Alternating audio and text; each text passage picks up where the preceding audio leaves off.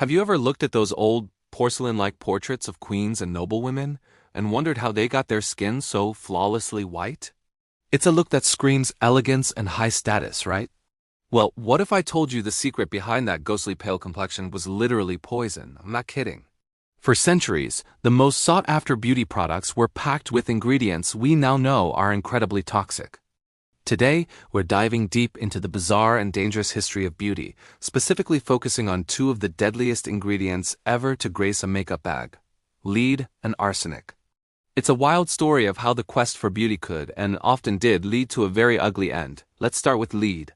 The star of the show was a product called Venetian cerus, also known as spirits of Saturn. This stuff was the ultimate foundation of its time, especially popular during the Renaissance and all the way up to the 19th century. It was a thick white paste made by mixing lead with vinegar. Women would slather this onto their faces, necks, and chests to achieve that desirable, stark white look. Why white?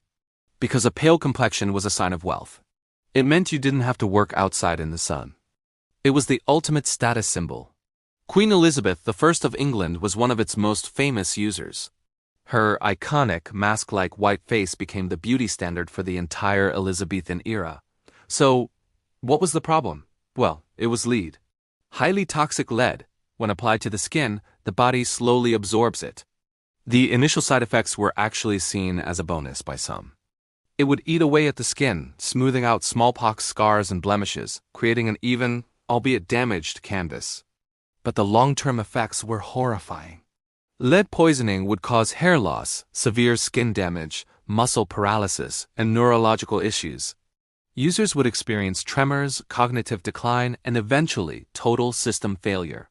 The very product they used to look beautiful was slowly destroying their bodies from the inside out. And here's the truly vicious cycle. The more damage the lead did to their skin, the more cerus they had to apply to cover it up.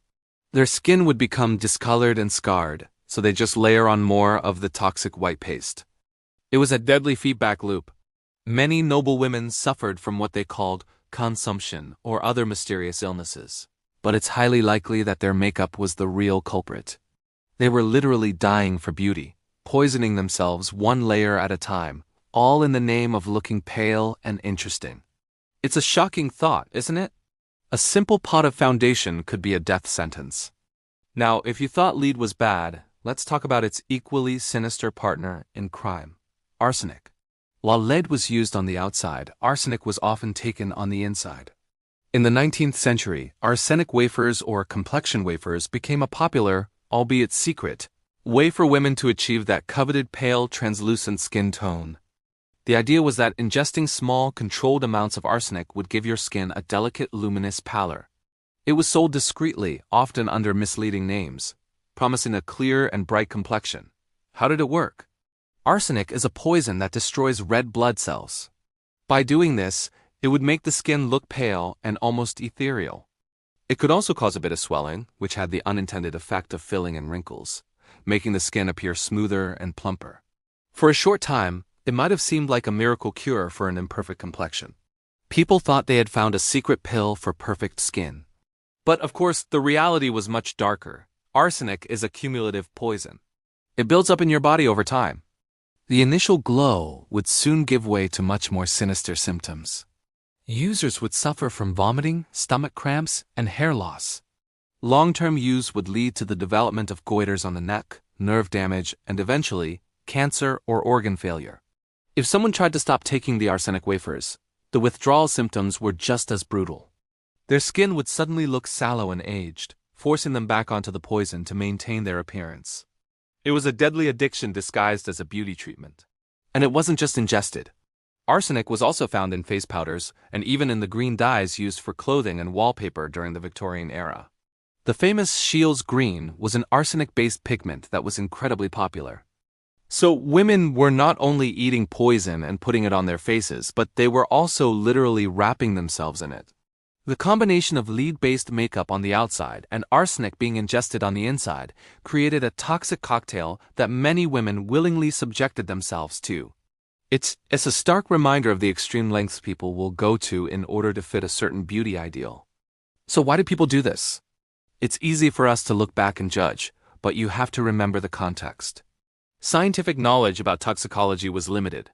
These products were often marketed as safe, even beneficial. The desire to conform to beauty standards was incredibly powerful, just as it is today. Being beautiful, according to the standards of the time, meant securing a good marriage, social standing, and a better life. The risks, which were often downplayed or unknown, seemed worth taking for the potential rewards. The stories of lead and arsenic in cosmetics serve as a powerful cautionary tale. It shows how beauty standards can push people to extremes and how easily we can be swayed by promises of perfection, even when the cost is our own health. Thankfully, today we have regulations and a much better understanding of chemistry. We know what's safe to put on our skin and what isn't, but the core desire to look and feel our best remains. This history isn't just a weird, morbid footnote, it's a lesson. It reminds us to be critical of the products we use and the beauty standards we aspire to. It encourages us to question what's in our makeup and to prioritize our health above all else. So the next time you put on your foundation or your favorite lipstick, take a moment to be grateful that it doesn't contain lead or arsenic. The pursuit of beauty has come a long, long way, and our modern makeup bags are, thankfully, a lot less deadly. What do you think is the craziest beauty trend you've ever heard of? Let me know in the comments below. Thanks for watching, and if you enjoyed this trip down a dangerously beautiful memory lane, don't forget to like this video and subscribe for more fascinating stories from history. See you next time.